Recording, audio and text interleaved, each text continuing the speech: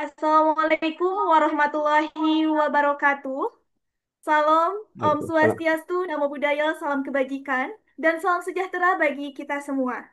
Yang terhormat, Bapak Disa Halsa SIKOM MM, selaku Pembina Forum Mahasiswa Bidik Misi dan KIP Kuliah Universitas Singapura Bangsa Karawang, yang saya hormati Bapak Gun Gun Gumilar SAP MAP selaku pemateri pelatihan esai DUPAN 2025, yang saya hormati Ketua Umum Forum Mahasiswa Bidik Misi dan KIP Kuliah Universitas Singapura Bangsa Karawang tahun 2025, Kang Epan Katana, dan yang saya banggakan seluruh peserta pelatihan DUPAN 2025. Alhamdulillah, puji syukur kehadirat Allah Subhanahu wa Ta'ala yang telah memberikan rahmat dan karunia-Nya kepada kita semua, sehingga pada sore hari ini kita dapat berkumpul pada kegiatan ini dalam keadaan sehat walafiat dalam rangka kegiatan edukasi, fantasi, dan pelatihan esai tahun 2025 dengan tema Aksara Berbicara, Jiwa Bercerita, menulis esai, meretas masa depan.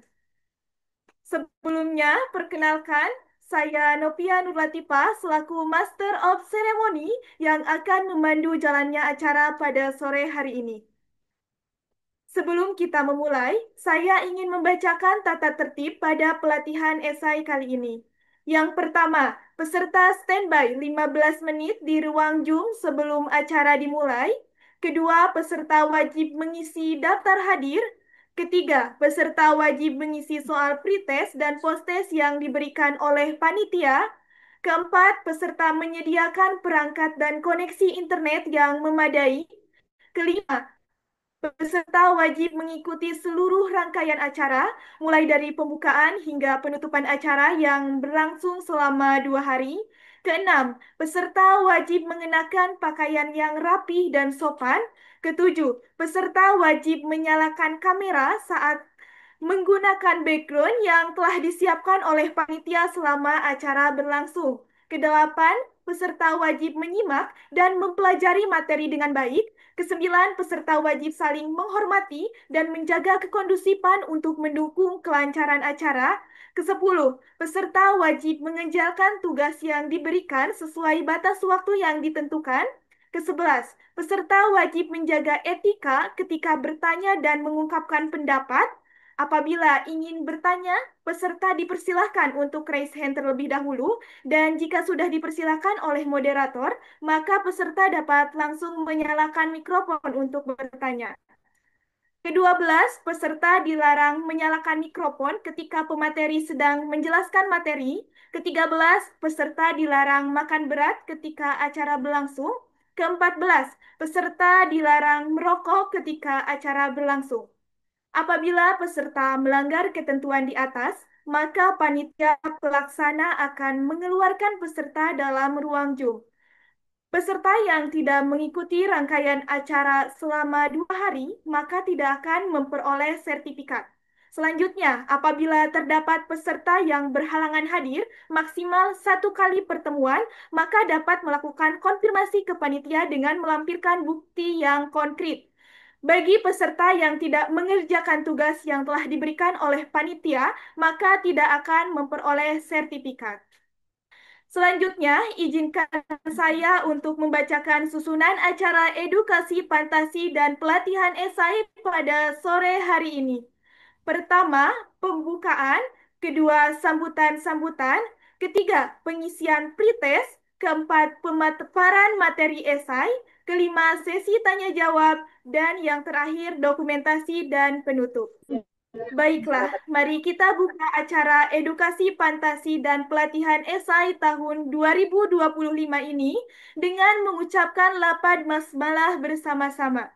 Bismillahirrahmanirrahim. Acara selanjutnya yaitu sambutan-sambutan. Sambutan yang pertama dari Ketua Umum Forum Mahasiswa Bidik Misi dan KIP Kuliah Universitas Singapura Bangsa Karawang tahun 2025. Kepada Kang Epan Katana, saya persilahkan. Oke, terima kasih yang buat MC ya, yang telah memberikan kesempatan saya untuk sambutan. Pertama-tama yang saya hormati Pembina Permadi Kebun Sika, Bapak Disa, lalu yang saya hormati juga pada Pak Gun-Gun yang sudah bersedia menjadi pemateri. Terima kasih Pak. Lalu untuk teman-teman penyelenggara pelatihan kali ini, saya ucapkan terima kasih gitu sudah menyelenggarakan pelatihan penulisan. Pertama-tama harapannya bahwasannya adanya pelatihan ini adalah mewujudkan itu mahasiswa yang kompetitif. Dengan pelatihan ini diharapkan gitu mahasiswa KIP khususnya ya Pak ya, mahasiswa KIP itu mampu berprestasi di berbagai kejuaraan esai. Biasanya banyak tuh hampir setiap universitas tuh pasti mengadakan kejuaraan esai gitu. Saat ini juga lembaga DPR RI itu mengadakan gitu lomba kejuaraan esai ya. Harapannya sih agar mahasiswa KIP ini mampu untuk sekiranya bersaing gitu dengan dari universitas lain gitu untuk mewakili Unsika dalam berbagai lomba esai gitu. Selain itu juga harapannya juga karena ini esai ya penulisan teman-teman mampu berpikir sistematis dan logis gitu. Nah, ini karena penulisan juga ini nantinya akan berpengaruh gitu kepada perkuliahan teman-teman untuk menulis skripsi gitu kan. Itu kan masih dalam hal yang sama karena kan dalam konteksnya esai ilmiah gitu ya teman-teman. Atau mungkin nanti dibahas gitu jenis-jenis esai itu. Mungkin itu saja sih sambutan dari saya tidak banyak. Terima kasih. Wabillahi taufiq wal hidayah. Wassalamualaikum warahmatullahi wabarakatuh.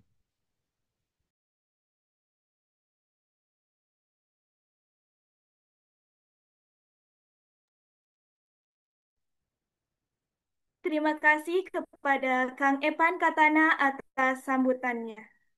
Sambutan yang kedua dari Pembina Forum Mahasiswa Bidik Misi dan Kipkuliah Universitas Singapura Bangsa Karawang kepada Bapak Disa Halsa SIKOM MM, saya persilahkan. Ya, Assalamualaikum warahmatullahi wabarakatuh. Eh, Pertama-tama saya mohon maaf izin Pak Gun-Gun Oh pada iya, semua saya belum bisa on cam. Mengingat selama saya sampaikan apa yang dihormatkan kepada Bapak Rektor kita, Bapak Ade Maman Suherman, lalu Bapak Wakil Rektor bidang 3 kemahasiswaan Bapak Amiruddin, lalu kepada pemateri kita Bapak Gun-Gun, terima kasih telah meluangkan waktunya. Mohon maaf Pak, suka diganggu sama anak-anak Pak. Terima kasih sebelumnya. ya, nggak Eh, apa-apa, bisa, nggak apa-apa. Lalu untuk kepada semua peserta, saya harapkan apa bisa mengikuti kegiatan ini dengan serius ya. Lalu tidak hanya bisa menjadi apa, tidak hanya untuk eh, catatan atau apapun itu, tapi bisa diaplikasikan di kehidupan nyatanya gitu. Jadi semua ilmu saya apa yang didapatkan bisa bermanfaat untuk kita semua. Mungkin tidak banyak yang saya sampaikan. Selebihnya mohon maaf bila ada kekurangan kesalahan-kesalahan. Wabillahi taufiq walhidayah. Wassalamualaikum warahmatullahi wabarakatuh. Waalaikumsalam Terima warahmatullahi kasih wabarakatuh. kepada Bapak Disa Salsa SIKOM MM atas sambutannya. Hadirin yang saya hormati, acara selanjutnya pengisian pretest. Hadirin dipersilakan mengisi pretest di link yang sudah kami kirimkan di chatroom. Kami beri waktu untuk pengisian pretest selama 10 menit.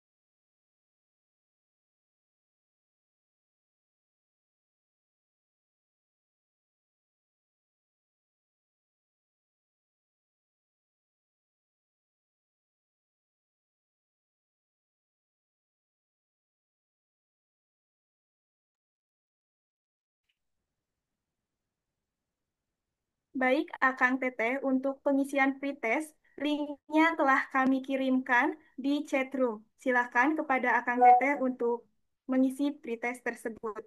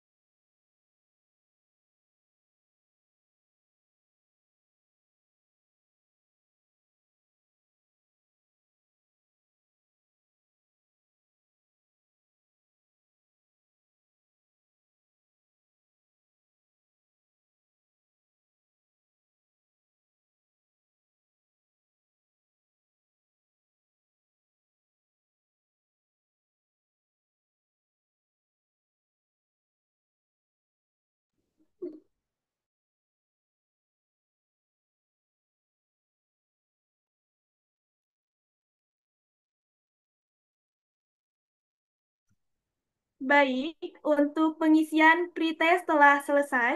Acara selanjutnya memasuki agenda pematerian esai yang akan dipandu oleh moderator yang luar biasa, yaitu Saudari Restu Dwi Mirandani. Kepada Saudari Restu Dwi Mirandani, kepadanya saya persilahkan.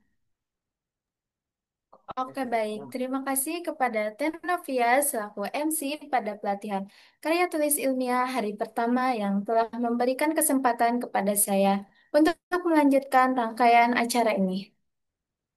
Sebelumnya, izinkan saya memperkenalkan diri. Saya Resudi Mirandani selaku moderator pada pelatihan karya tulis ilmiah kita yang bertemakan Aksara Berbicara, Jiwa Bercerita, menulis esai meretas masa depan yang akan disampaikan oleh pemateri kita yang sangat luar biasa yaitu Bapak Gun Gun Gumilar SAP MAP.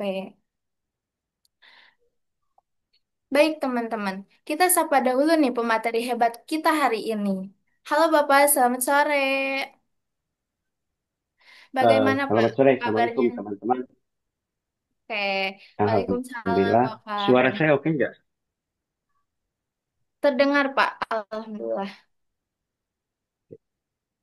Oke.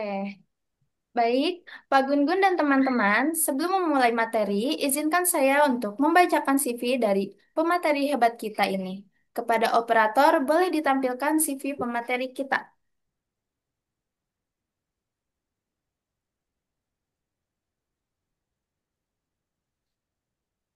Untuk operator, boleh ditampilkan CV dari pemateri kita.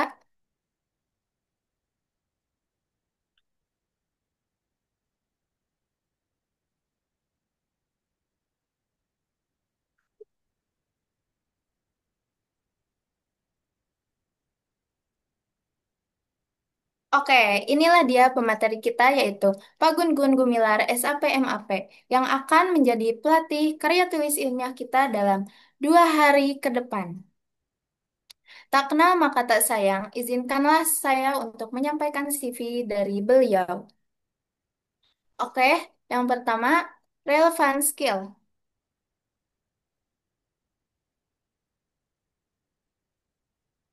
governance of government finance, public sector policy, development planning, good governance, economic system, government communication. Selanjutnya ada publication, the influence of health policy and the role of public figure on compliance and community participation in COVID-19 mitigation. The element of a government success in public service at Bekasi Regency using the span lapor. Menyelesaikan ketimpangan pendidikan dan masyarakat urban dan ural antara Kecamatan Kota Baru dan Banyusari di Kabupaten Karawang. Selanjutnya ada award certification and more. Kegiatan debat konstitusi perguruan tinggi se-Indonesia Regional 3, Mahkamah Konstitusi RI 2009. Satya Lancana Karya Satya 10 tahun, Presiden RI 2012. Satya Karya Bakti Satya, Unpad 2015. Satya Lancana Karya Satya 20 tahun, Presiden RI 2015. Selanjutnya ada Education History. Public Administration, School of Administration National Institute of Public Administration Bandung, Degree Program 2004 to 2007. Public Administration, School of Administration National Institute of Public Administration Bandung, Master Program 2009 to 2010. Public Administration Doctoral Program 2023 to present. Dan Work History 1999 to 2009. Finance, Financial Manager of the Faculty of Law, University of Pajajaran 2010 to 2013. Head of the General and Equipment Subdivision of the Faculty of Economic and Business Pajajaran University, 2013 to 2015. Head of Staffing and Governance Subdivision of the Faculty of Economic and Business Pajajaran University, 2015 to 2017. Head of Administration Subdivision UPT Health Service Pajajaran University, 2018 to present. Lektur Faculty of Social and Political Science Universitas Singapura Bangsa Karawang, 2022 to present. Editor on Editor-in-Chief, The Indonesian Journal of Political and Policy, 2023 to present. Senate of the Faculty of Social and Political Science Universitas Singapura Bangsa Karawang, 2023 to present. Deputy Dean for General Affairs and Finance, Faculty of Social and Political Science Singapura Bangsa Karawang.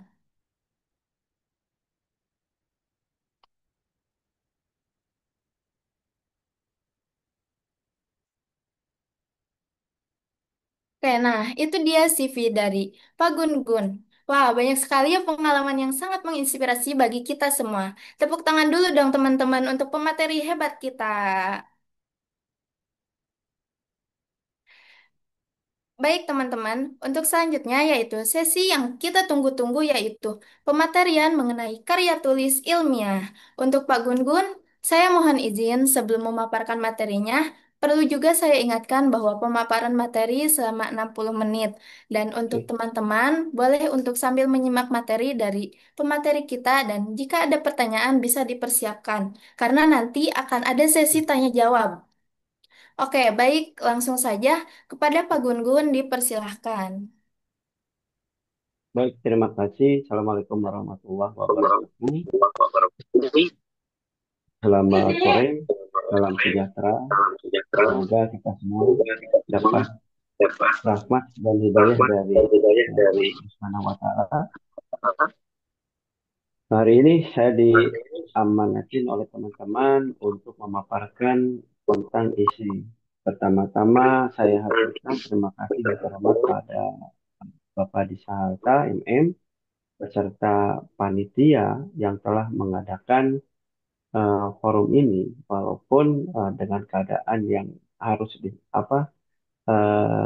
dipersiapkan waktunya karena saya baru pulang dari Unsud tadi subuh jam setengah tiga dalam proses perkembangan untuk Fakultas FISIP atau Unity Faculty Science and Government pada proses untuk pengembangan institusi dan lain sebagainya. Eh, Hari ini teman-teman kita akan berbicara tentang masalah esai dan lain sebagainya. Memang perkembangan esai ini merupakan salah satu bentuk hal yang tidak bisa ditutupi, tetapi hal yang harus kita kerjakan, hal yang harus kita analisis dan lain sebagainya. Slide berikutnya, bahwa perkembangan esai ini pertama-tama muncul gemingnya itu pada abad 16. Abad 16 ini abad di mana ada perkembangan tentang bagaimana masyarakat atau gejolak pemerintahan pada waktu itu di sekitar 1500-an atau 16-an tersebut mulai muncul terungkap adanya polifailse atau adanya satu perubahan paradigma berpikir. Padahal sebelumnya Isa ini sudah berjalan tatkala waktu perkembangan ilmu kesehatan atau ilmu tentang syair yang dilakukan oleh wilayah timur itu sudah mulai muncul. Sebenarnya awal dari situ. Tetapi karena ketidak eh, perkembangan dan keluasan perkembangan akhirnya muncullah di tahun 1500 filsafat yang bernama Montaigne atau saya bilang bahasa Luisnya atau bahasa Prancis namanya dia menyebutkan perkembangan itu berdasarkan gejolak awal yang ada gejolak masyarakat di dalamnya yang ingin menuangkan, yang ingin melakukan ekspansi atau melakukan perubahan terhadap perkembangan negaranya melalui syair atau tulisan. Ini munculnya esai itu mulai dari situ. Karena esai ini merupakan satu frase pendek, salah satu ungkapan singkat yang diberikan oleh masyarakat waktu itu di Perancis karena bergejolak terjadinya perbudakan dan sebagainya, terjadinya perkembangan ilmu pengetahuan yang dari eranya kontinental, dia masuk ke dalam proyek itu. Pada waktu itu mulai muncul penulisan yang memberikan pujian, memberikan kritikan dan lain sebagainya. Eh, Ingin kebebasan secara luas, itu muncul proses yang namanya pemikiran atau refleksi terhadap salah satu gejala atau konsensus yang akan terjadi pada waktu itu. Sehingga mulailah para pemikir kayak seperti tadi, dia mulai memikir pada tahun 1580 itu, dia membuat satu tulisan yang berjudul Isai. Isai itu sebenarnya adalah upaya untuk menggerakkan hati, untuk melakukan proses di mana bagaimana dia mengungkapkan pendapatnya yang terkekang waktu itu, kemudian pemikirannya melalui refleksi tulisan dalam satu topik yang luas. Itu mulai muncul pada saat itu. Akhirnya Prancis dijadikan salah satu basis dalam proses mulainya perkembangan ilmu pengetahuan. Padahal di Eropa kontinental mulai muncul itu tidak hanya di Prancis. Di Inggris pun mulai muncul pada waktu itu. Karena pada waktu itu esai yang bersifat subjektif dan argumentatif serta reflektif ini memberikan para pemikir atau para filosof yang memberikan masukan terhadap negara agar bisa mengembangkan, mensejahterakan atau memajukan sistem pengetahuan pada waktu itu. Di tahun 1533 sama 1592 banyak sekali yang ditulis oleh Bapak Esai ini yang dikenal dengan padahal perkembangan abad ke-16 melalui Prancis Bacon, dia justru yang mengembangkan gaya pemikirannya. Dia mulai melakukan proses yang namanya pemberitahuan salah satu pencapaian dengan menggunakan tulisan pada waktu itu, berupaya melakukan prosesnya sehingga pada waktu itu mulai dikembangkan secara sistematik yang dilakukan oleh Paris Bacon. Paris Bacon ini dia mulai pada tahun 1616-an, abad 16-an, 1600 tahun, saya sebut. Pada abad 16 ini, dia mulai berkembang bagaimana tokoh yang sejaman waktu itu, karena karena Prancis dengan Inggris itu merupakan wilayah gadas Eropa kontinental, dia mulai merubah, ingin menyempurnakan temuan atau kritikan atau cara jalan untuk melakukan proses perkembangan di negara pada waktu itu dengan membuat tulisan untuk mendorong secara jelas terhadap kepentingan negara dan sebagainya. Bahkan dia membuat salah satu stigma atau struktur dalam proses pembukaan esai. Dia mengembangkan temuan yang dilakukan oleh gagasan oleh Montague sebenarnya.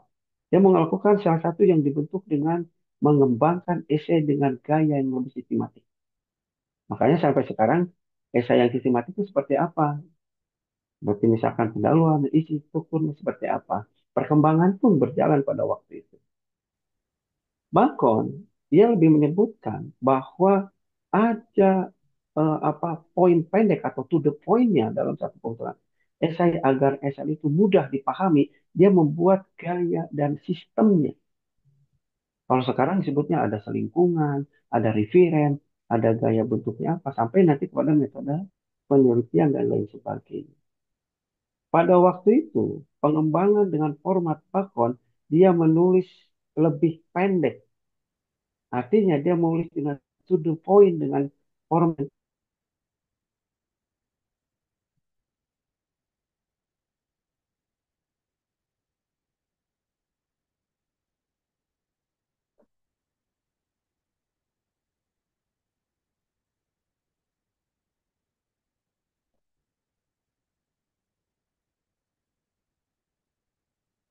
kekhawatiran banyaknya waktu itu. pemberontakan dengan melakukan pembahasan. Jadi sorry, pada waktu 1716 itu dia hanya memberikan penyanjungan, isi mati atau memberikan arahan yang mengenakan para kaum kaisa dan sebagainya. Tapi pada abad 18, 19 perkembangan isai mulai membentuk yang namanya saran atau kritik sosial pada waktu itu. Ini makanya timbul revolusi industri, timbul revolusi kenapa? Saran esai itu berperan penting dalam proses tersebut. Esai pada waktu itu tidak hanya melakukan cairan, tapi kritik sosial mulai muncul. Ini pada waktu itu Joseph Edison, Richard Steele, Chris Lamb, dia atau William Hegel, istilah mulai digunakan dengan bentuk cara cetak lagi, bukan lagi ditulis. Karena waktu perkembangan zaman tersebut, surat kabar mulai ditulis. Mungkin di tatanan gadget sekarang seperti ini, kan waktu ingat kalian lihat nonton film Spider-Man, diberitakan itu sebenarnya iceng, tapi berbentuknya pemberitahuan sosial, kritik sosial dan sebagainya. Ini berkembang di tahun 18, 19, abad 19, 18, 18, 19. Waktu itu dia memberikan surat kabar majalah sehingga menjadi booming pada waktu itu. Dengan cara apa? Strukturnya yang dilakukan oleh Bacon, dia menulis to the point dalam proses pembicaraan. Sehingga mulai di abad 20 perkembangan itu diakomodasinya. Nah, ini saya sedikit singkat dulu. Perkembangan waktu itu mulai di abad 20, di abad 19, 19 80 dan sebagainya atau sekitar 2000 antar 1975 sampai sekarang dia menggunakan perkembangan modern di mana esai ini tidak hanya terpatok pada surat kabar, pemberitahuan, kritik saran, tapi esai ini dijadikan salah satu bentuk model atau tata cara bagaimana para intelektual membuat karya tulisannya untuk memberikan dorongan atau masukan terhadap negara atau memberikan masukan terhadap pemerintah atau membangun sistem kepemerintahan, membangun pemerintahan dengan menggunakan isi akademi, ada etika isi jurnalistiknya, ada isi sastranya, perkembangan dan sebagainya. Kita ada essay reflektif. Ini digunakan dalam peningkatan pendidikan jurnalistik dan penelitian. Ini yang disebut dengan perkembangan teknologi menggunakan IC. Kan kalian akhirnya mengenal EA dan lain sebagainya. Ini salah satu bentuk bagaimana terobosan dari zaman ke zaman. IC itu tidak akan lepas atau IC itu tidak akan terlepas dari keadaan struktur dari mulai lahir kita Apa lu? sampai kita Ya ada Allah, dan cuman lain udah pecah sebagainya. aja. Karena prosesnya ini adalah salah satu bentuk bagaimana akademik atau bagaimana dunia dan esai itu bersatu. Artinya ada pentingnya esai di dunia akademik. Kan kalian menulis publikasi dan sebagainya itu adalah esai. Makanya esai menurut saya adalah upaya. Upaya kalau Parko menyebut adalah upaya yang bergaya sistemik yang di dalamnya ada formal dan non formal. Kenapa muncul ada formal non formal pada waktu itu? Ini efek pada perkembangan esai modern. Dulu penyempurnaan oleh Falcon, sebenarnya Falcon berjasa dalam proses dalam dalam proses Bacon itu berproses dalam proses essay. Dia bisa membagi dua Bacon itu. Apakah dia dengan menggunakan proses akademikan lain sebagainya? Ini harusnya di slide berikutnya. Ini cerita slide berikutnya. Slide berikutnya tuh. Mohon maaf, slide ketiga nih, teman-teman. Ini cerita Bacon. Essay, apa itu essay? Essay itu sebenarnya upaya bagaimana yang dilakukan oleh pemerintah atau oleh salah satu bentuk yang dilakukan atau organisasi formal atau non formal yang dilakukan untuk melakukan terobosan, inovasi, motivasi penelitian, inovasi struktural, inovasi struktur penelitian dan motivasi dalam pengembangan prosesnya. Ingat, bahwa salah satu proses karakteristik dalam pentingnya esai di dunia akademik adalah bagaimana kita menciptakan tulisan atau penelitian atau publikasi yang bagus. Makanya, kembali lagi, esai itu apa? esai itu adalah bentuk tulisan atau karya tulis yang dibuat secara struktur, yang di dalamnya ada etika penelitian, yang di dalamnya menyusun tentang bagaimana membuat alasan atau argumen sehingga dia mudah dipengerti, mudah dipahami, yang berdampak output atau outcome-nya adalah memberi dorongan peningkatan kualitas terhadap pendidikan atau perkembangan dunia teknologi dan lain sebagainya. Tahun depan, esai ini akan memberi gambaran seperti apa proses jadi, dan esai ini memberikan cerita atau memberi story terhadap apa kejadian yang telah dilakukan dan sebagainya. Dan esai ini memberikan satu perkembangan bagaimana kita untuk melakukan proses dalam pengembangan teknologi. Berapa penting sih ada yang harus dilakukan oleh esai tersebut. Esai ini dibentuk untuk melakukan secara struktural yang jelas, bukan hanya tulisan asal nulis dan sebagainya. Dengan esai, etika atau kode etik penulisan dan lain sebagainya akan terlihat. Dengan esai, perkembangan dunia akan terlihat dalam bentuk dengan menggunakan sektor teknologi, inovasi, dan perkembangan di dunia maya. Berikutnya, ada berapa sih? Sorry. Berikutnya, struktur. Struktur esai itu seperti apa? Tadi disampaikan, Bacon, dia mulai menghubungkan adalah struktur dan gaya terhadap esai. Kita sepakati dulu, esai itu adalah karya tulis atau upaya diri, peneliti, individu, organisasi, atau kelompok untuk melakukan perubahan dalam proses perkembangan negara untuk memajukan perkembangan ilmu, teknologi, dan pendidikan. Apa saja sih yang ideal dalam melakukan proses pembuatan esai atau karya tulis tersebut? Artikel ilmiah, fiction, shopping artikel. Jadi esai ini yang harus kita lakukan dalam proses itu adalah kita harus mengetahui strukturnya. Yang pertama adalah pendahuluan. Karena dalam karya tulis, pembuatan esai relatif lebih mudah dengan dibandingkan karya tulis yang lainnya atau jurnal. Biasanya kenapa? Dalam tulisan, karya tulis seperti jurnalistik, dia hanya apa subnya dilakukan dasarnya saja. Pendahuluan, isinya apa, kesimpulan apa. Tetapi kalau sudah berbicara tentang esai karya tulis atau jurnal, isi pembahasan ini harus menggunakan metode penelitian dan lain sebagainya. Makanya nanti dibahas esai itu ada beberapa jenis, esai deskriptif, esai tajuk dan lain sebagainya, jurnalistik dan sebagainya. Ini akan membahas. Kita balik lagi kepada apa saja yang ideal dalam atau dasar yang ideal dalam membuat salah satu tulisan atau laporan karya ilmiah atau penelitian atau yang disebut dengan jurnal dan lain sebagainya.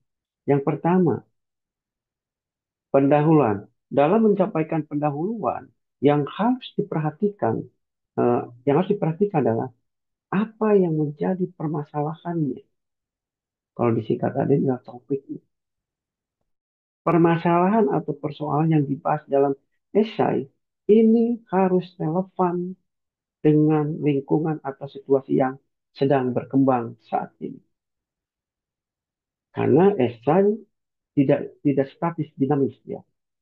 Dia harus betul-betul melihat kejadian apa yang terjadi sehingga diutarakannya akan percaya, akan lebih punya makna. Orang bilang objeknya harus benar, objektif, tidak subjektif, tidak mempertahankan. Karena esai berdiri sendiri dia. Esai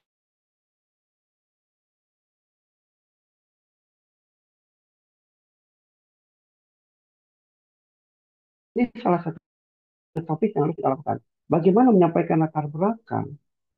Ini harus melihat terjadinya masalah tersebut sesuai dengan judul. Artinya, jangan dalam latar belakang ini isinya benar-benar memuat secara singkat padat berisi terstruktur di dalamnya tentang bagaimana data atau bagaimana masalah ditunjang dengan data atau apa fakta yang jelas. Karena dalam memberikan maksud dan tujuan pemecahan masalahnya tidak tidak kabur, tidak kemana-mana kalau orang bilang. Dan bagaimana kita melihat batas ruang lingkupnya dalam permasalahan masalah. Itu pendahuluan yang harus kita perhatikan.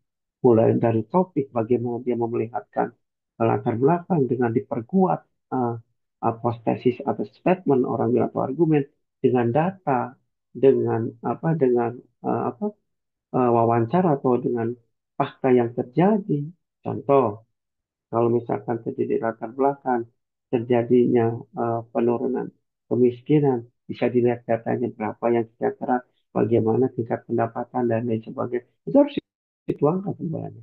Latar belakang ini yang menjadikan proses pendahuluan yang lebih jelas. Sehingga dia akan menyampaikan landasan yang digunakan dalam memudahkan pemecahan masalah itu akan terlihat, oh ternyata masalahnya ini dan lain sebagainya. Nanti akan berjenjang pada apa yang jadi isi pembahasan. Di pendahuluan juga, ini harus dilihat apa yang menjadi pendasarnya. Apakah diperkuat dengan permasalahan yang terjadi? Kemiskinan seperti apa? Itu pasti ada dalam dalam jurnal kita. Bagaimana kalau di dalamnya dengan esai yang berbau refleksi atau berbau religiusnya? Bagaimana tingkat yang harus diperhatikan oleh para para tokoh ulama atau para tokoh pemuda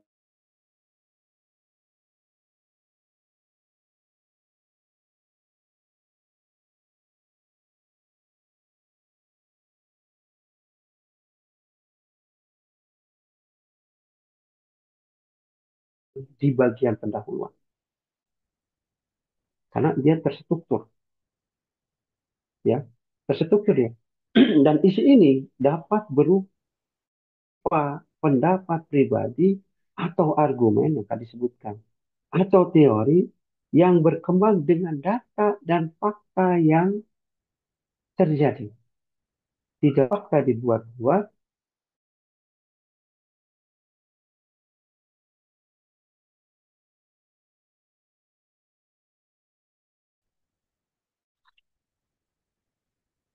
Oke, saya ganti dulu dengan peripolnya. Takut terputus-putus. Nah,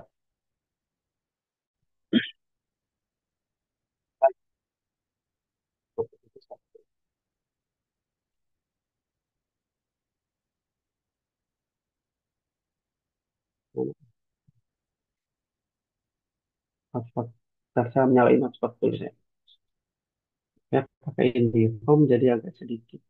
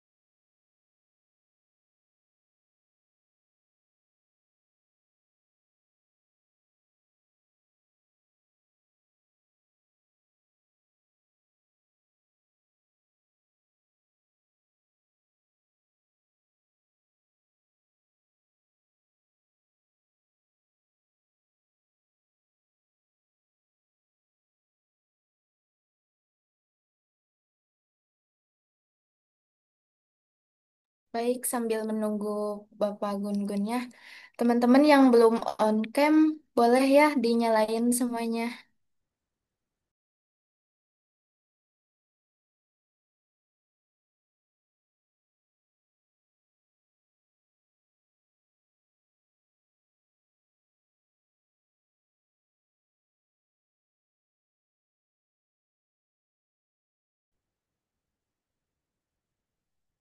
Ya, mohon maaf ya. Saya ganti dulu yang sedikit lama.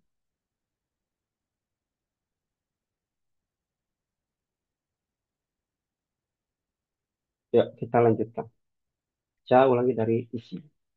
Isi ini salah satu merupakan pecahan atau bagaimana merupakan pemecahan masalah yang telah dikemukakan di pendahuluan. Di sini harus diikuti dengan bagaimana isi itu dapat berupa pendapat atau istilahnya argumen, tetapi dia harus diperkuat dengan teori perkembangan data yang ada di situ. Ini adalah untuk melakukan yang namanya bahwa etika dalam penelitian itu jelas dan lain sebagainya. Kemudian diisi ini harus mencantumkan sumber referensinya.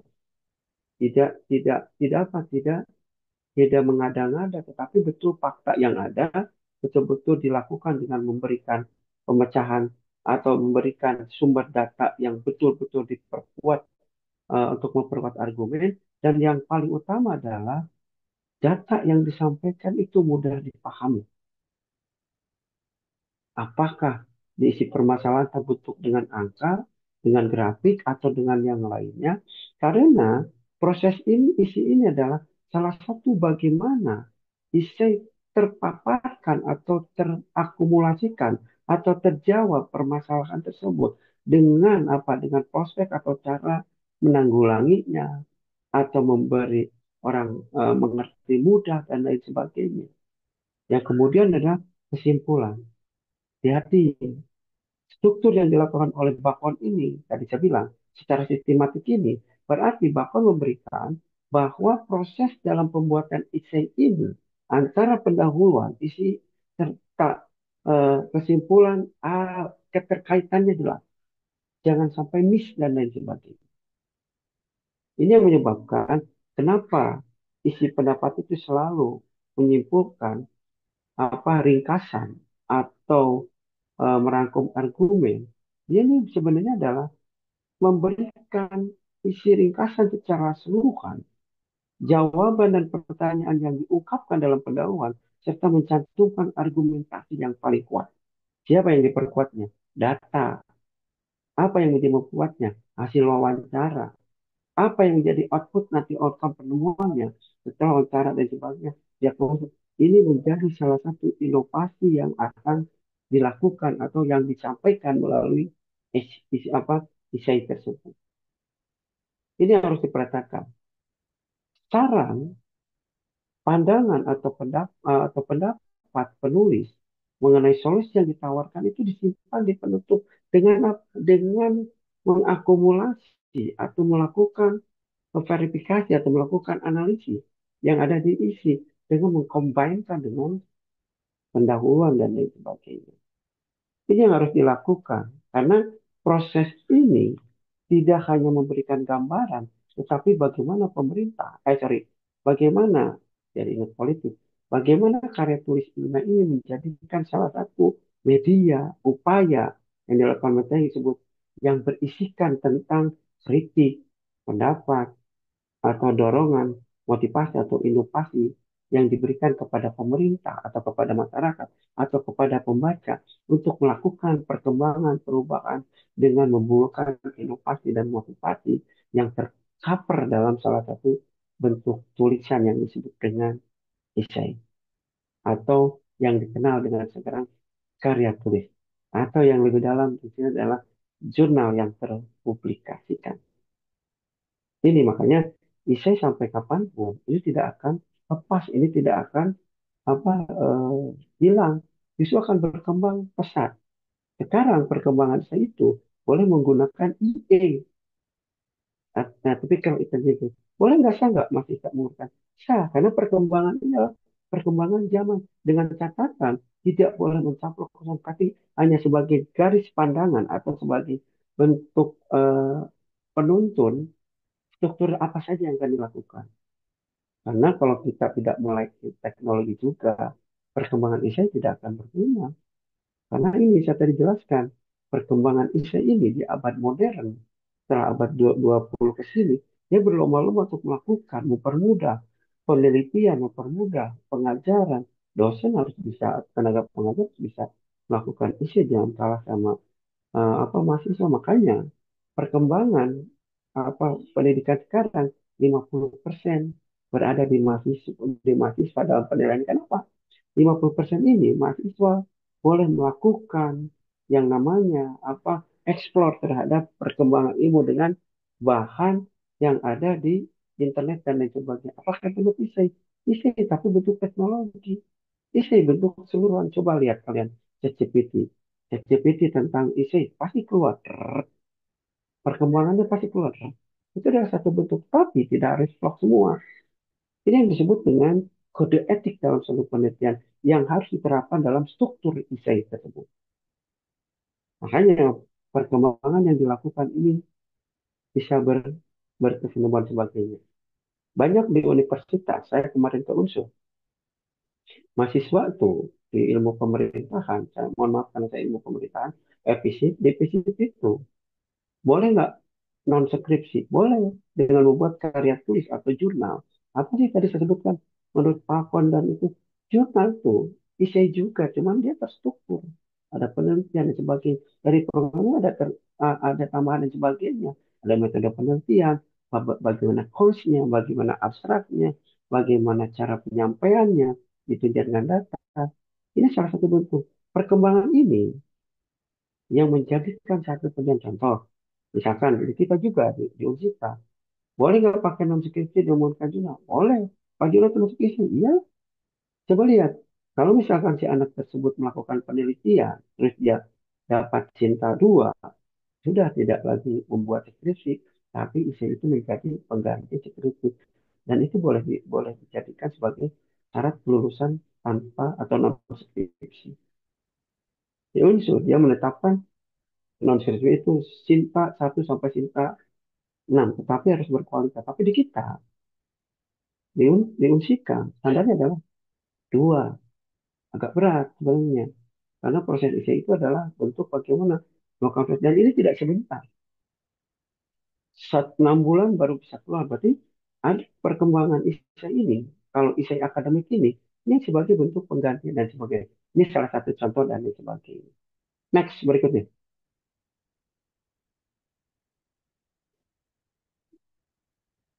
Jenis apa saja dalam proses tersebut. Sebelum jenis, saya akan sebutkan tipenya dulu. Tips cara menulis esai. Karena kalau jenis-jenis gampang, kalau jenis kayak kayak esai deskriptif, terus naratif, persuasif, analitik, argumentatif, ini adalah salah satu bentuk proses jenis-jenis esai. Tetapi esai ini sebenarnya harus mempunyai dua landasan dalam proses pembuatan formal atau non formal. Satu, dua, tiga. Karena kalau jenis individu biasanya analitik ini jenisnya kritik atau apa reflektif biasanya. Karena proses dalam pembuatan desain ini kita mengenal dulu tipenya, tipsnya, caranya. Pertama, tadi sorry struktur saya tambahin tipsnya dulu. Bagaimana tips cara menulis esai yang baik? Temanya harus relevan sebelum kita ke jenis sebenarnya. Bagaimana cara membuat arah pandangannya sebelum kita menentukan jenis apa sebelum kita melakukan proses tersebut, jenis naratifnya harus atau jenis-jenisnya harus dijelaskan. Jenis-jenis ini, yuk saya akhirnya ke jenis dulu deh. Jenis ini bagaimana sih yang dikatakan apa jenis-jenis eh, esai? Esai dalam perkembangannya ini hampir sama dengan bagaimana cara menyampaikannya. Kalau dalam penelitian, apa sih metode yang dilakukan? Desainnya apa? Karena jenis-jenis esai ini akan mendorong bagaimana tipe cara Anda menganalisis esai tersebut. Esai ini mau dibentuk jenisnya seperti apa? Apakah bersifat formal atau non formal? Apakah bersifat dorongan, pemberitahuan, atau bersifat kritikal atau bersifat perbandingan? Jenis-jenis esai ini kita lihat ada deskriptif atau naratif. Oke, naratif ini naratif ini berarti menarasikan bagaimana cara merubah atau bagaimana uh, melakukan orang bilang tajuk kalau sebutnya. Melihat bagaimana proses yang dilakukan dalam menerangkan, menceritakan proses, menarasikan dalam tersebut. Sedangkan esai deskriptif, dia melupakan bagaimana dia menggambarkan atau melukiskan objek apa saja yang akan diperhatikan oleh pengarang atau pembuat esai tersebut. Karena ah, ini disebut prosesnya sebenarnya eh, esai ini, jenis esai ini ada 6. Ada esai deskriptif, esai tajuk atau naratif, esai cukilan watak atau persuasif, esai pribadi juga disebut dengan esai argumentasi dan sebagainya, esai reflektif tuh, esai mengenai argumen dan analitik, esai kritik adalah esai argumentasi murni. Oke, kita kalau bicara naratif bagaimana menggambarkannya, kalau esai detektif bagaimana menjelaskannya, bagaimana menggambarkannya, naratif menceritakan, kalau persuasif bagaimana agar memberikan motivasi terhadap pembuatan itu, dia merajuk atau istilahnya kata orang mencukil wataknya, mempersuasifkan prosesnya. Ini pasti apa?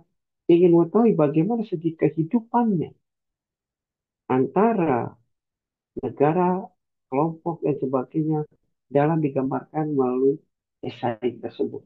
Sehingga pembaca akan melihat dari naratif itu seperti apa. Dari keempat tersebut, saya jelaskan secara keseluruhan. Pertama, deskriptif ini dia menjelaskan, dia melukiskan. Kalau tajuk menarasikan, dia melihat pandangan bagaimana satu fungsi khusus menarasikan atau menggambarkan pandangan permasalahan terhadap topik dan isu yang berkembang di masyarakat. Persuasif, bagaimana dia merajuk atau membujuk para prosesnya dengan cara apa? Memberikan refleksi masukan terhadap konten atau terhadap isi atau substansi yang ada di tersebut. Naratif kan deskriptif kalian sudah bisa argumen memberikan alasan. Artinya dalam proses tersebut tidak hanya menjadi reflektif atau menjadi argumen saja, tetapi betul-betul bahwa esai ini harus ditulis dengan formal dan nada serius atau istilahnya argumennya apa, harus beralasan kuat, tidak mendobrak aturan, tidak mendobrak teori, tidak mendobrak hasil penelitian yang pakem, walaupun mendobrak menjadi salah satu masukan atau menjadi pelengkap atau juga menjadi dorong masukan bisa kritik atau menjadi dorongan penguat dalam proses tersebut. Bagaimana dengan kritik analitiknya? Analitik ini adalah bagaimana memusatkan uraian, bagaimana dia menggunakan gaya menganalisis terhadap esai tersebut. Kalau di ilmu pemerintahan, ini disebut dengan fenomenologi dalam desain perencanaan, rencana penelitiannya. Kalau di pemerintahan, persuasif itu adalah bagaimana mengimplementasikan tulisan tersebut atas aturan atau kebijakannya. Kalau deskriptif, dia menceritakan bagaimana perkembangan sistem roda ekonomi dan lain sebagainya. Kalau di argumentatif, bagaimana kontroversi atau intervensi pemerintah terhadap kesejahteraan dan sebagainya. Kalau naratif, apa yang diceritakan perkembangan tentang pembangunan yang diceritakan. Kalau di humaniora yang lain, naratif itu bisa nggak kayak kayak sastra FIB. Dia menarasi bagaimana perkembangan tentang prosa dan lain sebagainya. Kalau secara persuasif, bisa saja dia melakukan dengan nama publikasi terhadap puisi, sajak dan sebagainya. Karena proses ini yang disebut dengan proses analisis. Saya beritahu, puisi bisa dijadikan jurnal tidak? Atau bisa dipublikasikan dengan level Scopus ini? Bisa. Ada dosen di kami, dia membuat satu puisi, puisinya dia masukkan ke dalam publisher atau ke dalam web publisher yang internasional, dia dapat dengan Q2 atau Q1, padahal isinya hanya skripsi. Apa dikasih Pak? Dia cuman bersifatnya dia memberikan refleksi Si penulis memberikan masukan atau kritik atau disebut dengan memberikan argumen terhadap proses tersebut, itu esai sebenarnya. Kan ini Prof. Diki ada beberapa teman yang di Fakultas Ilmu Keguruan, Bahasa dan sebagainya. Kalau misalkan bisa nggak Scopusnya tentang ya, jurnalnya tentang apa menceritakan, menggambarkan dan sebagainya dalam bentuk puisi. Ada tuh dosen di FISIP, eh, beliau membuat puisi dan dipublikasikan ke jurnal internasional terreputasi. Apakah itu dibutuhkan orang? Makanya tadi disebutkan dalam perkembangannya, isi itu tidak akan lepas. Ya, bagaimana tips cara menulis esai yang baik dalam prosesnya? Karena besok kita akan lakukan proses tersebut. Yang pertama adalah tipsnya, gunakan skala jenisnya, gunakan yang namanya cara apa teman-teman menggambarkan proses yang namanya apa eh, emosinya harus jelas. Artinya, tip yang pertama judulnya harus relevan. Ini ke teknis, sorry. Ini ke slide berikutnya. Mohon maaf, bukan. Slide berikutnya. Bagaimana teknik penulisan esai? Tip dalam proses penulisan esai ini adalah yang paling pertama, selain menentukan topik, atau saya tanya topik dengan judul sama nggak Pak? Judul bisa berbeda, tapi judul menggambarkan topik itu. Yang pertama adalah topiknya harus jelas, menarik, relevan, dan dengan situasi saat ini. Jangan, bukan nggak boleh menulis dengan cerita yang lain. Jangan salah satu bentuk penulisan essai itu jenuh.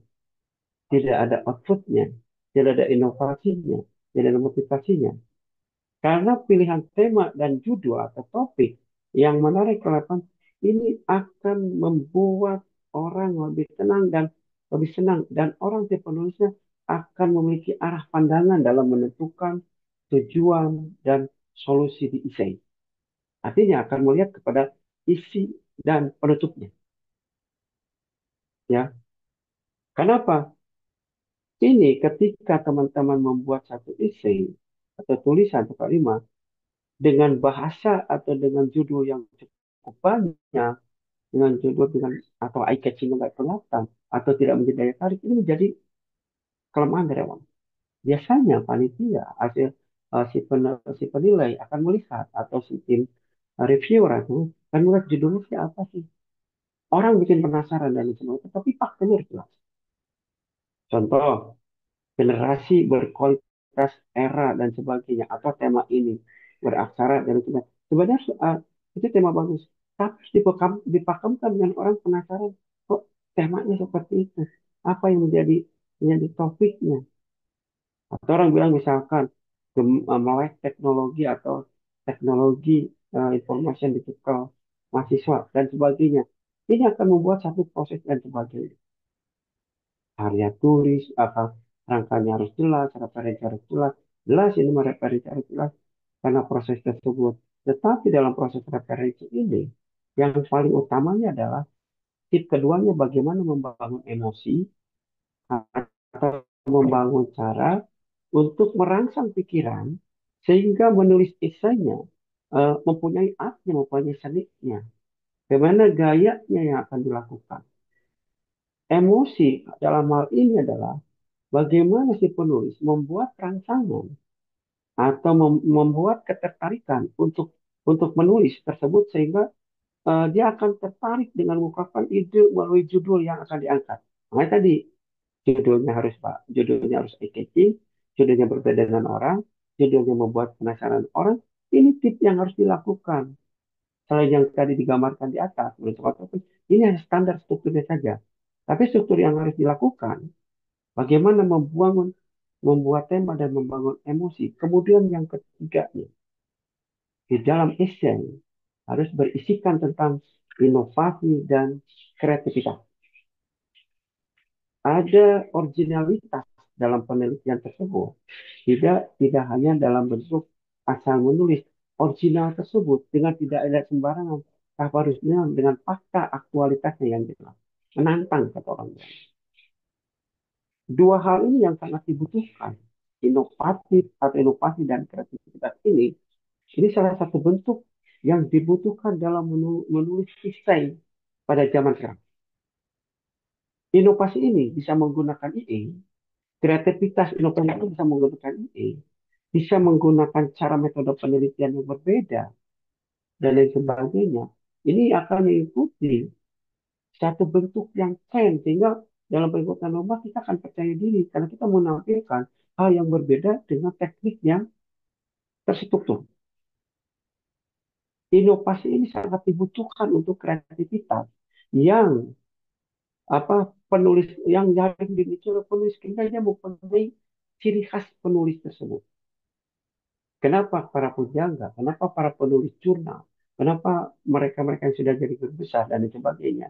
Dia terlihat hebat, dia terlihat dan sebagainya. Kalian lihat Rocky Gerung, bagaimana dia ikat kuat Rocky Gerung dalam bahasa ini. Sebenarnya dia punya kreativitas yang cukup tinggi dan sebagainya. Tinggal kita puas dengan sistem etika dan lain sebagainya. Usahakan inovasi ini adalah inovasi original yang kamu lakukan atau betul-betul keluar dari ide kalian yang tidak sama. Jangan pernah melakukan plagiasi atau melakukan plagiasi dan lain sebagainya. Jangan pernah melakukan hal yang tidak bagus dalam proyek. Dalam inovasi ini, penelitian makanya harus ada kode etik dalam roda atau penelitian. Bukan syarat yang rumit, tapi etika dalam penelitian itu harus ada dalam proses. Ingat, karena inovasi yang belum ada sebelumnya akan bisa menjangkau, menginterpretasikan si penulis ini lebih eksplor terhadapnya, akan membuat penasaran orang artinya nanti seperti apa, ya. Ini harus dilakukan. Misal cara memisahkan apa eh, peningkatan teknologi dalam mendorong penulisan atau teknologi A dalam mendorong metode belajar mahasiswa. Artinya di dalamnya tidak ada malas, tidak hanya mengandalkan IA, tapi dia justru explore bersama-sama dengan IA-nya. Itu hasilnya apa? Berbeda dengan yang. Biasanya si tim penilai atau juri mengetahui kalau dia melakukan, karena juri itu dia pasti sering membaca dan harus mengeksplor diri sendiri, lebih saling bersaing dengan saling saling saling melakukan perubahan tersebut. Yang ketiga, yang keempat adalah data dan daftar pustakanya harus jelas. Kalau data dan daftar pustaka yang jelas, ini adalah eh, sebagai bentuk pedoman atau sebagai argumentasi yang ditemukan akan lebih menarik dan dipercaya orang. Jika ada dasar sumber informasi yang kredibel atau dan jelas, ini menjadi dasar bahwa penelitian esai kalian berkualitas. Mau jenis apapun, kalau data tersebut. Yang terakhir adalah argumentasi penulis adalah di dalamnya memasukkan unsur pandangan penulis harus originalitasnya keluar dari. Dengan apa? Memaparkan definisi bagian dan umum dengan cara pemikiran kalian sebagai. Jangan takut menulis. Hal yang penting penulis penting adalah dukungan latar belakang yang jelas. Tadi sampaikan di pendahuluan harus ada dukungan dan tembok untuk mengcombine dalam proses tersebut. Ini yang harus kita sama-sama melakukan penulis dengan cara argumentasi yang jelas dan aktual. Begitu teman-teman eh, pemaparan yang saya bisa sampaikan pada saat ini. Semoga menjadi inspirasi bagi teman-teman untuk melakukan penulisan yang lebih baik dan lebih berkualitas, lebih inovasi dan daya dorong yang kuat sehingga penulisan kalian bisa disejajarkan dengan penulisan yang lain yang mempunyai integritas, mempunyai inovasi dan kreativitas yang tinggi. Demikian moderator, saya kembalikan. Baik, Bapak, terima kasih. Insya Allah keren banget ya teman-teman materi yang telah disampaikan oleh Pak Gun-Gun hari ini. Boleh tepuk tangannya dulu dong semuanya. Oke, terima kasih saya ucapkan kepada Pak Gun-Gun yang sudah memaparkan materi yang sangat bermanfaat dan berguna untuk kami ke depannya. Untuk acara selanjutnya yaitu sesi tanya jawab sama 15 menit. Bagi teman-teman yang ingin bertanya bisa raise hand, kemudian perkenalkan nama, asal prodi atau fakultas, dan sebutkan pertanyaannya.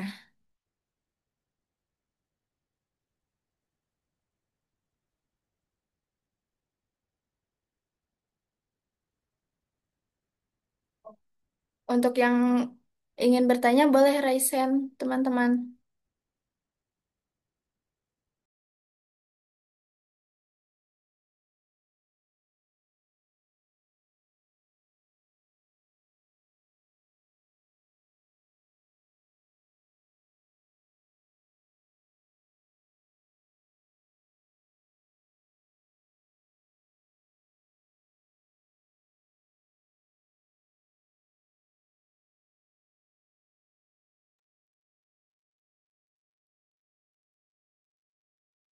Jangan malu-malu. Kalau mau mau bisa nulis, jangan malu-malu. Mungkin moderator apa pemaparannya bukan menakutkan ya. Oh ternyata isi itu seperti ini. Nanti kita bisa kupas bagaimana teknik yang lebih mudah sehingga penulisannya lebih banyak. Karena penulisan ini yang saya yang alami yang dilakukan karena penulisan ini sehingga saya dapat apa penulisan internasional banyak dan sebagainya bahkan nasional lebih daripada 50. Ini proses tersebut. Ayo teman-teman sama kita sama-sama belajar. Silakan. Ya, silakan teman-teman yang ingin bertanya, yang masih belum paham mengenai esai ini, silakan. Yang ingin tahu tentang esai lebih dalam lagi, boleh ditanyakan saja sekarang, mumpung ada waktunya, dan manfaatkan waktu ini sebaik-baik mungkin.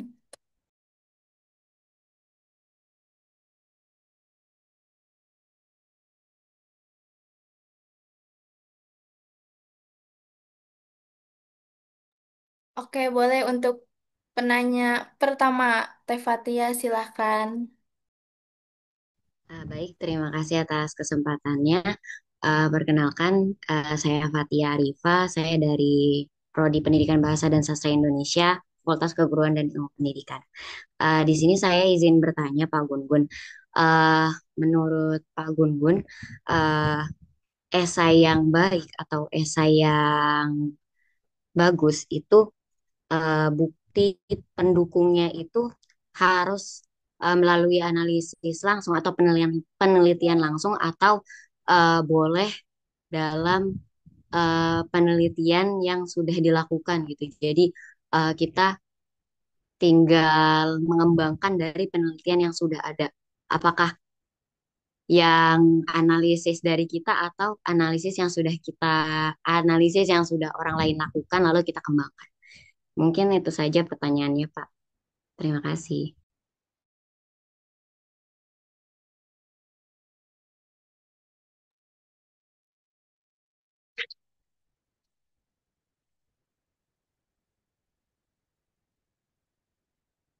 Ya, ini jawab langsung atau gimana moderator? Oh, mungkin boleh Bapak langsung dijawab saja. Oke, oke Pak Tia. Pertanyaannya bagus. Terus banyak sekali mahasiswa yang bingung terhadap eh, Pak data saya ada atau saya kesulitan untuk wawancara, saya kesulitan untuk menemukan data. Bahkan surat pun penelitian kita tidak apa tidak bukan tidak diguguskan, kurang diperhatikan. Yang pertama, bahwa bagaimana teknik cara penulisan atau karya tulis yang bagus. Yang pertama, karya tulis tersebut ada originalitas si penulis. Karena antara lokus ini bisa sama, tetapi fokusnya bisa berbeda. Kalau sudah fokus berbeda, konflik sosialnya, identifikasinya pasti berbeda. Pak, penulisnya sudah ada yang dulu yang telah menulis dalam proses tersebut. dan fokusnya sama di situ. Yang harus kita perhatikan dari jurnal tersebut, apakah ada yang belum diteliti atau yang belum tereksplor secara keseluruhan dan belum menjadi salah satu bentuk kreativitas yang fenomenal di situ sah saja. Tetapi data sekunder, makanya tadi boleh nggak Pak? Data sekunder dan data primer, apa bedanya data sekunder dan primer?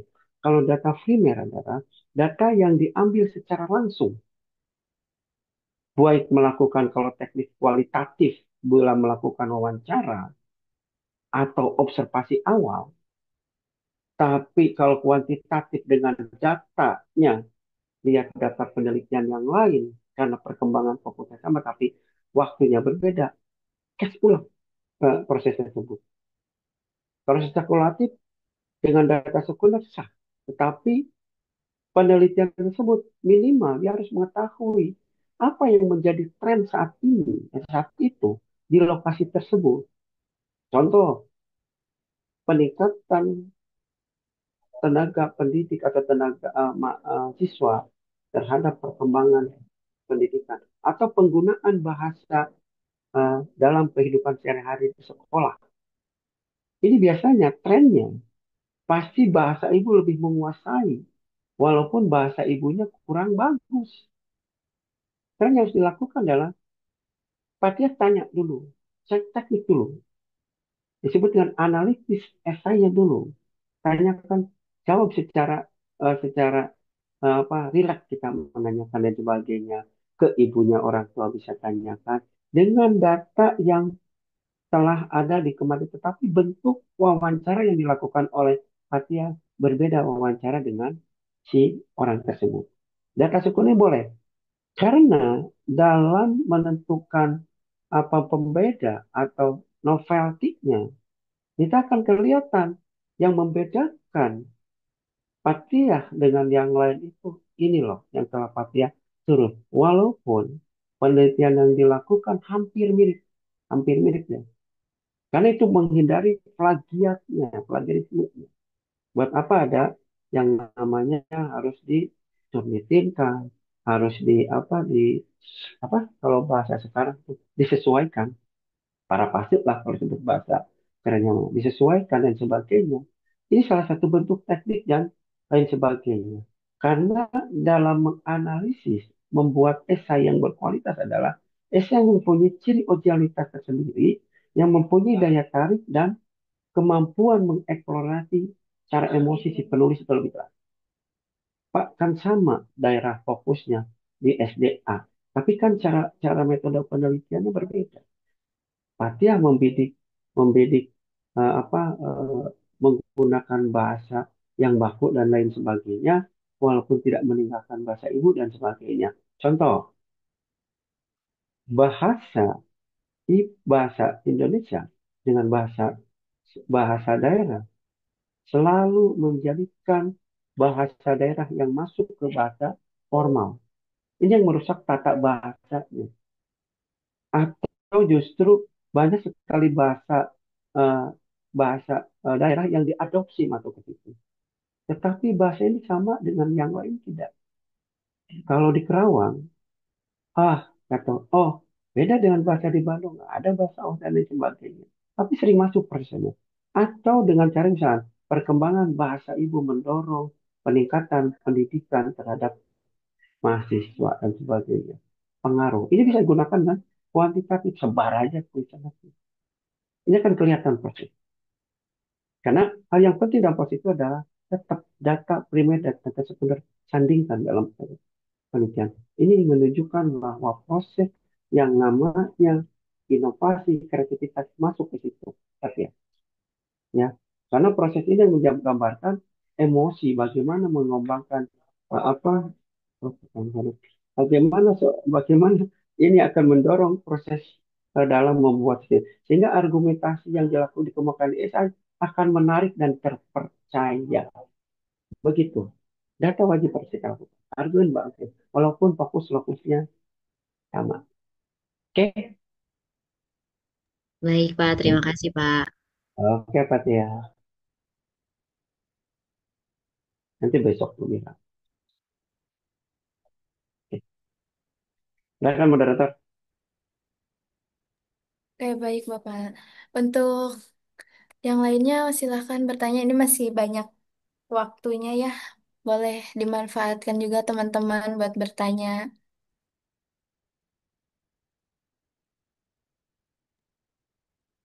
Oke, untuk Teh Rafa Akila silahkan. Baik, mohon izin bertanya Pak. Perkenalkan nama saya Rafa Atila Darmawanti. Eh, dalam proses seleksi beasiswa itu kan esai sering menjadi salah satu penentu utama yang mencerminkan karakter dan kesungguhan calon penerima. Namun tidak sedikit dari kami yang merasa kesulitan menuangkan kepribadian dan motivasi secara jujur tanpa terjebak dalam kalimat-kalimat yang terkesan kles atau terlalu umum. Menurut Bapak, bagaimana strategi menulis esai yang mampu menunjukkan keunikan diri secara otentik, namun tetap sesuai dengan struktur dan tujuan esai beasiswa itu sendiri? Oke, Terima kasih. oke. Tapi kok ada suara? Kok ada suara? Langsung aja moderator. Iya, silakan Bapak dilanjut saja. Ini TikTok ya. Saya senangnya TikTok kalau kalau pertanyaan kayak gini. Bagaimana strategi agar beasiswanya Bapak terus berjalan dan diterima dalam konteksnya dan membuat esainya benar-benar apa berkualitas atau mempunyai gaya atau dan gaya atau cara dan sebagainya. Yang pertama, strategi dalam proses pembuatan esai itu pahami yang akan Rapa tulis. Buat judul yang menarik dengan judul yang jenuh. Karena kalau yang jenuh, judul orang sudah baca, pasti isinya cuma gini. Pasti dalamnya hanya ini dan sebagainya. Dan tidak menarik dalam proses. Makanya, kecerdasan emosional, inovasi dan kreativitas atau achievement, agreement, itu harus dibuat dalam proses pembuatan izin. Kalau pembuatan izin itu betul-betul mempunyai efek yang cukup jelas. Artinya, dalam penilaian izin itu, jangan seolah-olah dibuat asal dipaksakan. Artinya, lukis saja. Tulis dengan gaya bahasa dan tata cara bahasa yang baik. Singkat, padat, jelas, Pak.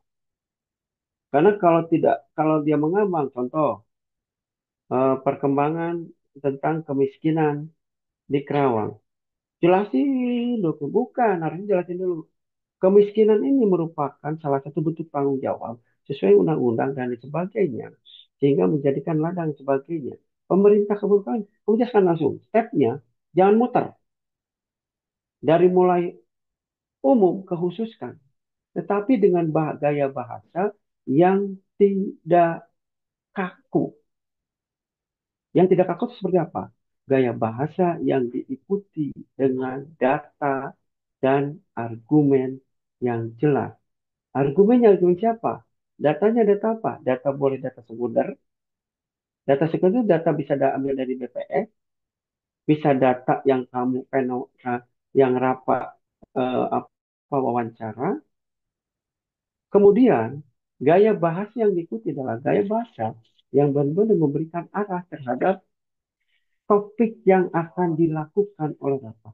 Dan jangan bikin jemu tulisan, makanya tulisannya jangan muter, lurus, terstruktur. Bakon menyebutkan adanya gaya yang terstruktur dan terukur. Itu yang harus diperhatikan. Saya, kalau mau di unit yang lain sebagainya, yang akan dilihat adalah bagaimana topik dengan cara struktur itu berjalan dengan baik. Strategi yang dilakukan adalah setiap yang disampaikan peneliti atau si penulis itu ada datanya, baik table atau data secara argumen dengan catatan yang paling diperhatikan. Jangan sampai sumbernya itu tidak dituliskan. Sumber tuliskan, karena proses ini akan memberikan orang percaya terhadap tulisan kita. Yang keduanya tadi sebutkan agar tidak apa tidak apa tidak menjadi apa eh, polemik dalam penulisannya. Tadi buat rangkaian secara terperinci. Oh kalau daftar, oh, sorry, pendahuluannya harus gini gini gini. Ada statement, ada keywordnya, ada benang merahnya, ada yang harus kalian tulis posisinya. Nanti permasalahannya buat identifikasi masalah yang mudah dipahami, realistis dan inovatif. Artinya kalau jangan sampai buatkan timbulnya dari latar belakang penulis mengidentifikasikan bahwa kemiskinan ini disebabkan oleh misalkan kurangnya penyerapan tenaga kerja. Tetapi Anda tidak menyebutkan tenaga kerja di sana, tidak menyebutkan berapa pendidikan di sana dan sebagainya. Ini akan menjadi kekhawatiran, menjadi kelemahan di kita. Kadang kita tidak mau melihat, menyampaikan data refrain, malas ke lapangan dan sebagainya. Ini yang harus proses yang harus dilakukan. Sebab kejelasan dalam strategi tersebut harus benar-benar. Yang keduanya, metode penelitiannya atau metode cara menganalisisnya.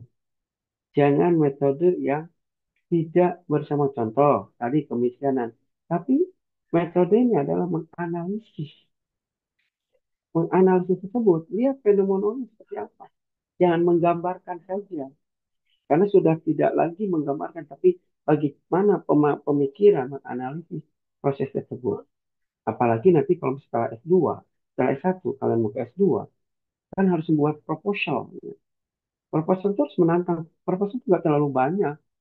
Kalau misalkan penulisannya bagus, itu rapi, 7 lembar atau 5 lembar cukup kalau saya. Nah, kemarin saja S3 saya di beberapa proposal penulis oke, tidak masalah. Karena proses tersebut. Karena kalau S1, S2 saya kedinasan agak sedikit sekolah artinya sulit tersebut. Itu yang satu yang dilakukan. Terus cara penjabarannya diisi, jangan berlebihan tapi isi berdasarkan struktur yang ada, berdasarkan fenomena yang ada dengan hasil analisis yang dilakukan. Tadi Pak Tiah bicara, Pak boleh nggak caplok, menanyakan boleh caplok enggak, analisis.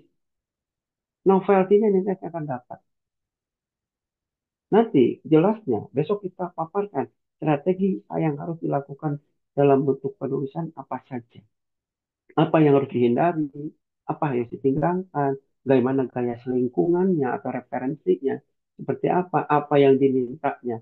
Seperti apa, jangan-jangan isinya bagus tapi stylenya justru tidak menuruti aturan.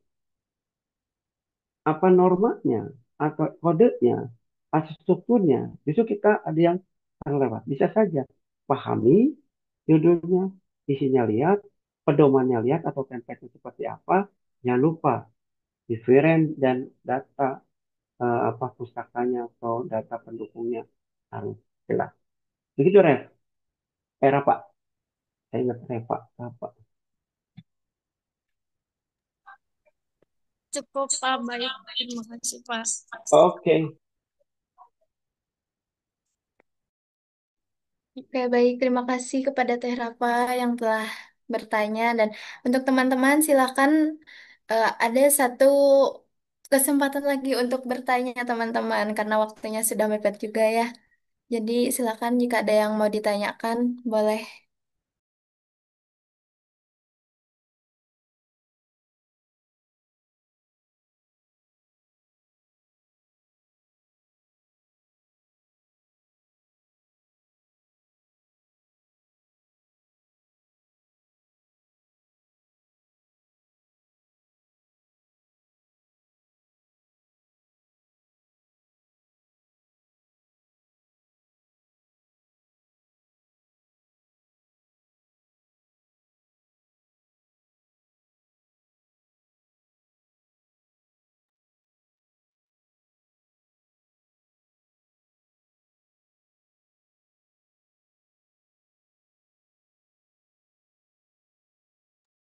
Baik, untuk Teh Aida dipersilahkan.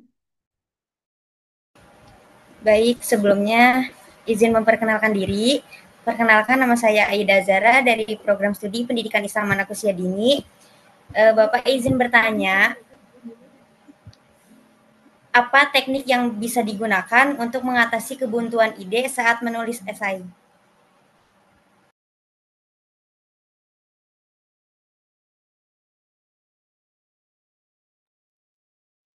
Apa yang apa menghindari tentang kebutuhan atau istilahnya, aduh, udah mentok nih, nah, gitu ya.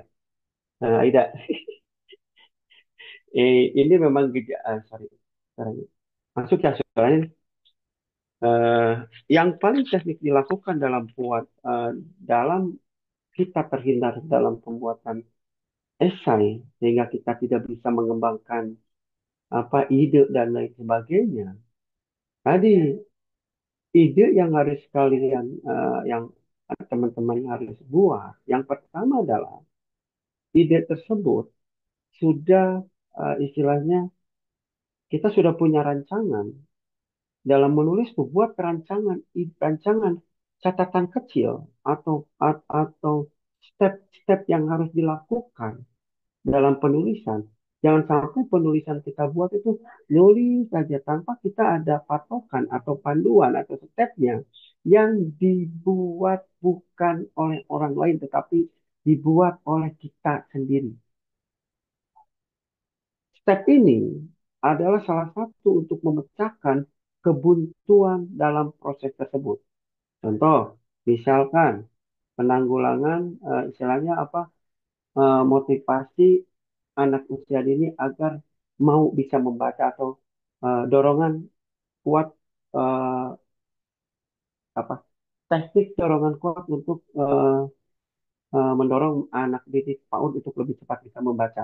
Yang pertama, Aida nulis apa saja yang menjadi kelemahannya. Pertama, misalkan karena struktur anak itu bukan apa-apa. Karena anaknya misalkan lihat latar belakangnya. Oh, orang tuanya memanjakan dan sebagainya. Yang kedua, bagaimana supaya anak PAUD itu nurut dan mudah dan sebagainya. Yang ketiga, jangan anaknya saja. Bagaimana gurunya memahami karakteristik dan lain sebagainya. Yang keempat, sarana prasaranya. Kamu jelasin prosesnya step by step dengan cara apa? Banyak membaca dalam proses tersebut. Banyak banyak mengeksplor dengan diri kita meningkatkan kualitas kita dengan cara kita tidak cukup satu jurnal, tetapi kita perlu ribuan jurnal dalam diri kita. Motivasi kita adalah tidak ada yang tidak bisa. Saya bisa dengan membaca beberapa jurnal dan lain sebagainya. Gairahnya atau tekadnya bahwa kita tidak hanya membuat tulisan tersebut, tetapi ingin memberikan penalaran ke kita lebih maju dan efeknya memberikan ke yang lain. Yang kedua, tadi yang pertama, buat kerangkanya yang jelas. Yang ketiga, banyak membaca. Yang keempatnya, selain membaca, banyak berinteraksi dengan konflik atau kondisi tersebut dengan bukan berinteraksi langsung wah harus gimana didik anaknya ke orang tua enggak lihat cara menganalisis di depan anaknya seperti itu dengan mengcombine baca dan sebagainya kemudian yang paling utama adalah kamu tekadkan bahwa Aida bisa membuat itu sampai tuntas strateginya itu sebenarnya teknik yang dilakukan secara formal kalian buat tekniknya, secara emosionalnya dorong diri kita untuk melakukan inovasi terhadap diri kita sendiri. Begitu nih.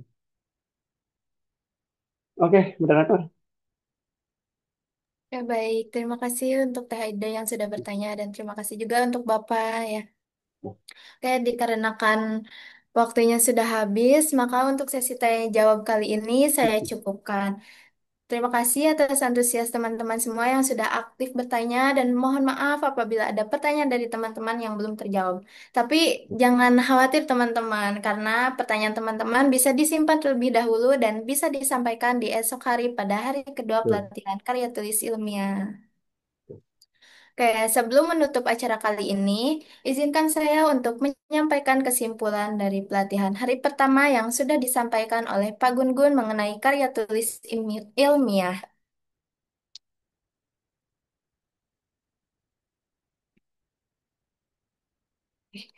Esai adalah bentuk karya tulis yang unik, menggabungkan fakta dengan sudut pandang subjektif penulis, dan berkembang sejak diperkenalkan oleh Michael de Montaigne pada tahun 1580.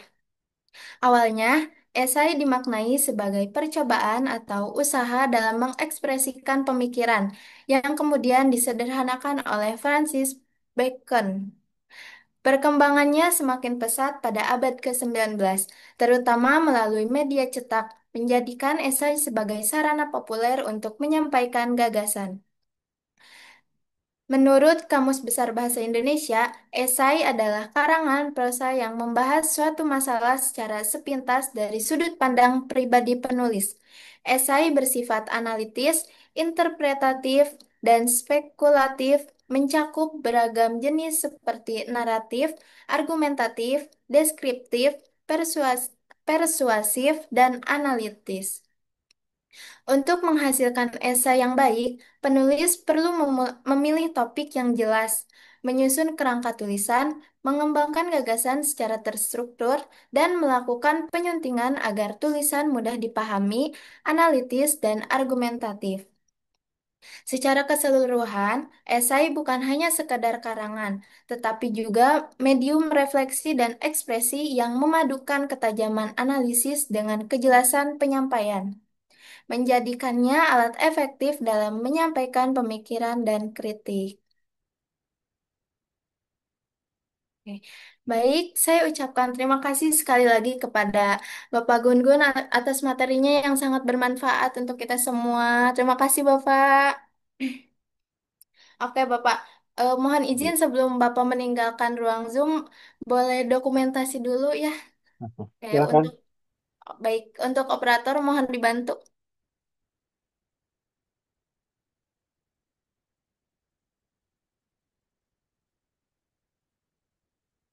Semuanya. Oke, baik. Akan teteh semua. Di situ bisa. Bisa.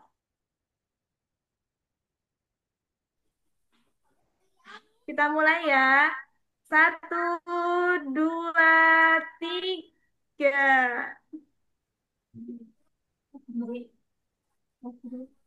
Oke, selanjutnya gaya bebas nih.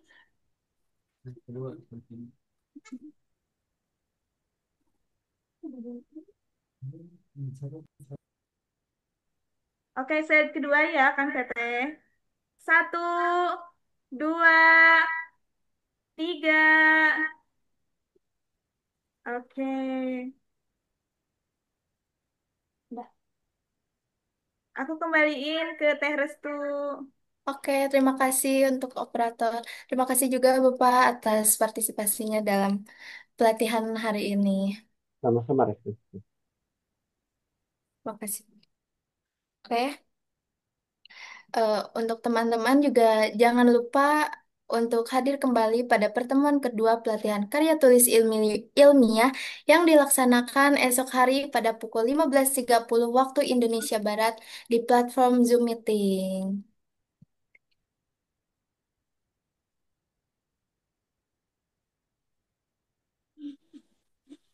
Baiklah, saya Resudi Mirandani selaku moderator pamit undur diri. Mohon maaf apabila ada salah kata maupun perbuatan.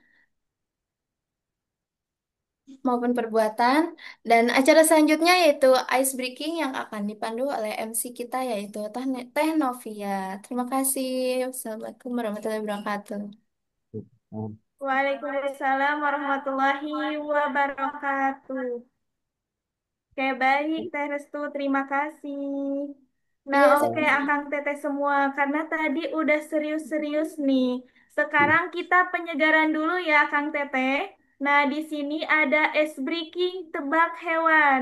Nah, untuk mekanismenya sendiri, nanti kami akan mengumpulkan sekumpulan gambar yang akan kami tampilkan.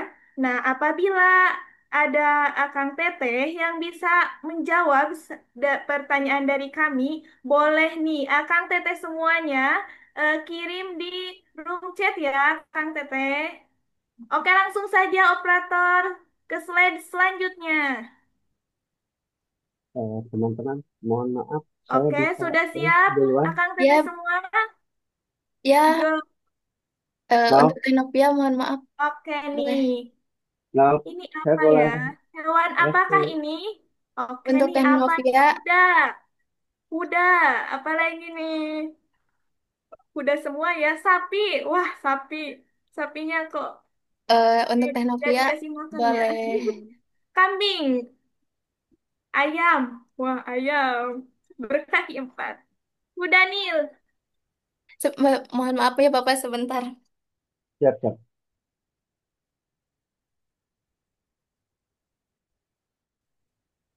Oke, oke silakan Bapak. Ya, teman-teman, terima kasih atas kesempatannya. Saya izin undur diri karena ada kegiatan lain lagi. Ya, jam setengah tujuh harus ada kegiatan lagi. Terima kasih, semoga menjadi manfaat dan semangat buat teman-teman semuanya. Terima kasih. Assalamualaikum warahmatullahi Oke, baik. wabarakatuh. Waalaikumsalam Terima kasih warahmatullahi wabarakatuh. Bapak. Terima kasih Bapak. Terima kasih, Bapak. Oke, boleh dilanjut nih teman-teman. Tebak hewan apa ini? Oke, ada yang menjawab gajah katanya. Apa benar Tenovia? Tenovia, ada gajah, Gajah. ayam, Badak, badak. badak, jerapah katanya. Mudah sekali ya, beragam banget nih jawabannya Terestu. Ada yang benar gak nih? Oke, operator, apa nih jawabannya? Satu, dua, tiga. Apa tuh? Ayam. Oh, selamat yang jawab ayam. Jawabannya adalah ayam. Ternyata jawabannya di luar ekspektasi kita ya. Oke, Oke, boleh next selanjutnya dilanjut. operator. Wow, ini hewan apa ini? Oke, apa nih? Sapi. Tapi Hmm. ini kelihatannya Dapat kayak apa teh jerapah kalau sih. benar? Dapat apa ya Teh Restu? Apa ya? Tapi ini kelihatannya di bawahnya kayak jerapah, tapi gak tahu ya kita. Soalnya kan sebelumnya juga Kucing, jawabannya sangat di luar monyet, ekspektasi kita. kuda, jerapah, Jerapah, jerapah, burung katanya. papa. Wah, Waduh, kuyang. papa. Ikan, Bunglon, kambing. Duh, apakah masih ada yang menjawab ini? kambing, Kuda, sapi, sapi, ular. ular,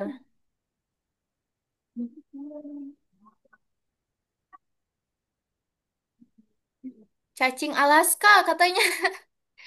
Cacing Wow, Alaska. kambing. Sepertinya banyak yang mengira ini kambing.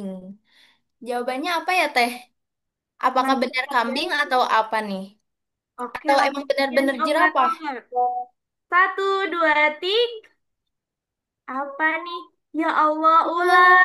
Ular. Siapa tadi nih yang ada yang jawab ular nih? Benar banget. Ntar dikasih door prize kalau ketemu tapi Oke, ya. selamat Akang Teteh ya yang udah menjawab ular. Next operator.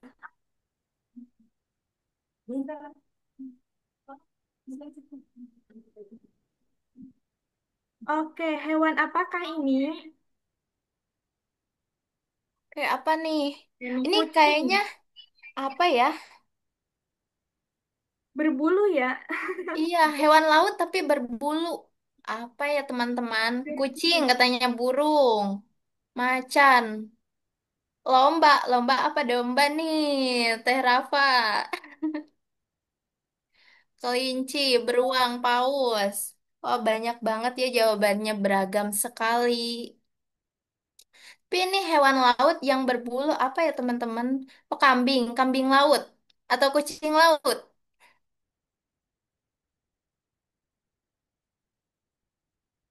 Oke, Teknovia apa nih jawabannya?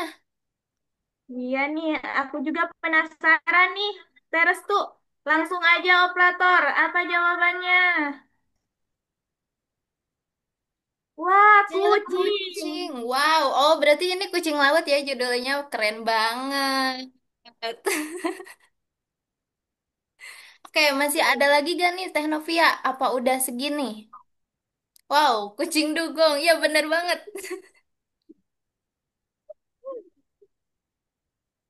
Oke, kayaknya udah beres nih Teh untuk ice breaking. Wow, udah Udah beres pada ya. seger semua ya Kang Teteh pastinya. Betul, kayaknya udah nggak ngantuk lagi ya kalau misalkan dikasih ice breaking. Berarti besok kita abis pematerian mending ice breaking dulu gak? Mau ice breaking dulu gak teman-teman?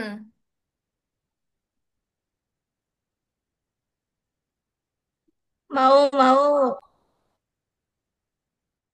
Oke, kita siapin ice breaking yang lebih seru lagi besok. Tunggu aja ya, jangan sampai telat. Oke, baik Teh Restu. Untuk selanjutnya kita penutup ya.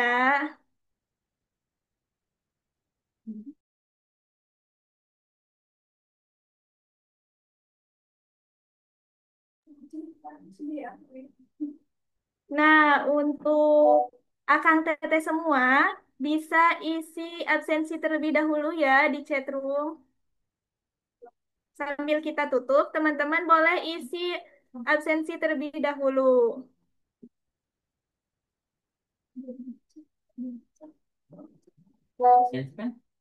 Iya.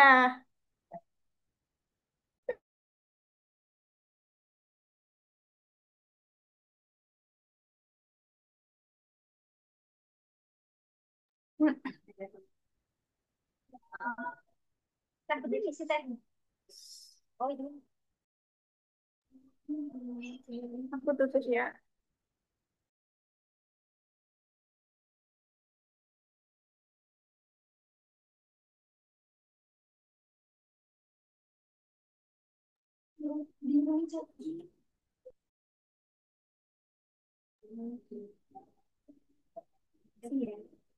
Oke, baik. Demikianlah rangkaian acara edukasi fantasi dan pelatihan esai hari pertama pada sore hari ini. Terima kasih kepada para peserta yang sudah hadir dan aktif berpartisipasi.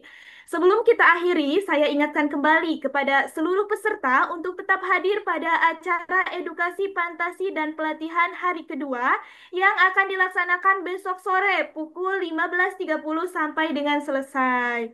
Baik, marilah kita tutup acara edukasi fantasi dan pelatihan esai hari pertama ini dengan mengucapkan lapad hamdalah bersama-sama. Alhamdulillahirobbil alamin.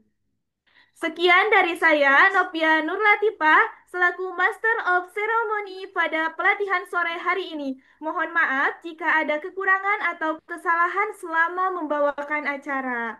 Manis terasa buah pepaya, dimakan siang penambah tenaga. Pelatihan esai hari pertama, sampai jumpa di pelatihan selanjutnya. Terima kasih saya ucapkan, sampai jumpa di hari selanjutnya. Wassalamualaikum warahmatullahi wabarakatuh. Waalaikumsalam warahmatullahi Warahmatullahi wabarakatuh. wabarakatuh.